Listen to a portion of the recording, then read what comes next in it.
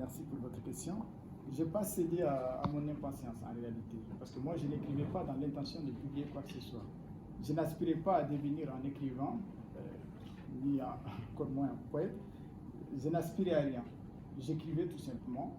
J'ai trouvé que Nader est venu en novembre 2021 en workshop. Je faisais visiter la ville, on est passé même à la faculté de lettres ici. Donc quand on est parti chez moi, il a vu que j'avais quelques manuscrits. J'écris un peu beaucoup. J'ai quelques manuscrits à la maison, mais que je ne comptais pas du tout publier. Et quand il est venu, il m'a trouvé, j'avais mon manuscrit posé. Il m'a dit, mais qu'est-ce que vous faites, Salimina? J'ai dit que j'écris aussi. Il m'a dit, ah bon?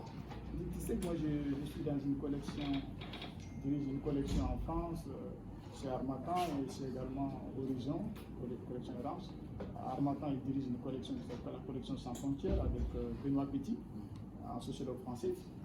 Donc, il dit, est-ce que tu peux me donner un recueil, un texte, comme ça, il ne peut pas dire un recueil, un texte, je vais partir avec en France. Je ne suis pas un spécialiste de littérature, mais je ferai appel à des évaluateurs. Et quand j'ai des réponses favorables, j'interviendrai pour la publication, et c'est ce qu'il a fait. Moi, quand il a eu une première réponse, il m'est revenu en disant, j'ai eu une réponse, mais il reste une autre réponse. Et quand il a eu une seconde réponse, il m'est revenu, et c'est en ce moment que j'ai commencé à douter. Je n'ai même pas relu le texte en fait. J'ai dit non, maintenant je ne suis pas sûr que je vais le publier parce que je n'aspire pas à être connu. J'écris un peu trop. Quand je suis dans l'intimité, parfois il m'arrive même de laisser mes leçons de côté, passer toute la journée à écrire parce que c'est passé quelque chose, etc. Donc, c'est parti comme ça. J'en ai parlé à madame, j'en ai parlé également à Magali Rumeni, ce sont mes alter ego. Donc, j'ai dit ok, je viens d'avoir une réponse favorable, donc voilà, mais j'hésite un peu, est-ce qu'il faut publier, est-ce qu'il ne faut pas publier. Magali m'a dit, oui, ça fait un moment que tu écris, lance-toi quoi en fait, tu ne peux pas continuer à écrire en catamini et ne pas mettre tes œuvres à la disposition du public. Voilà, j'ai demandé aussi à madame, elle m'a dit, vas-y.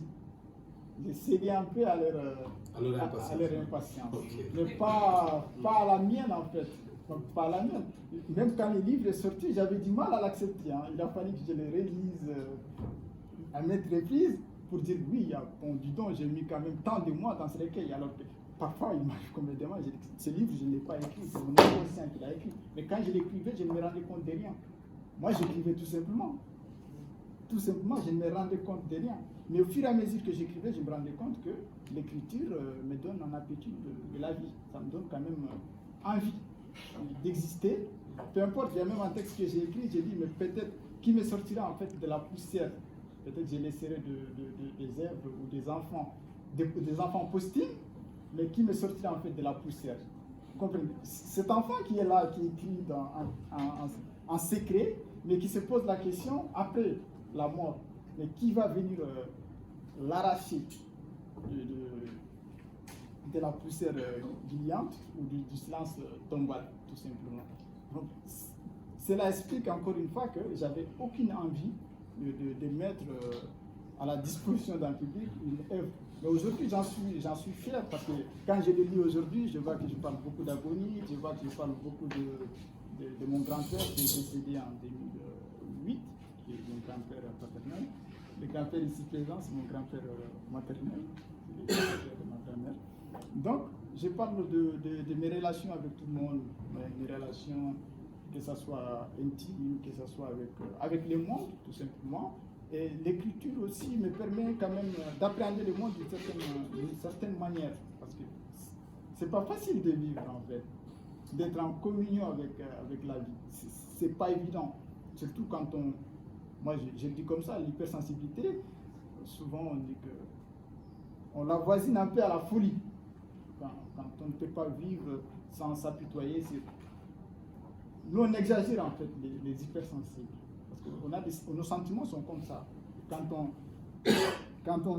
on s'apitoie, quand on est triste à l'extrême. Et quand on est joyeux, c'est souvent aussi à l'extrême. Il suffit juste d'une goutte pour troubler notre bonheur, etc. Et moi, quand mon bonheur ou quand ma joie est troublée, je vais directement à la table. Il faut que j'écrive pour pouvoir continuer à vivre. Par exemple, une fois, je vais vous raconter cette anecdote. En 2018, en ce moment, je n'écrivais pas. J'ai rencontré un vieux monsieur dans un taxi.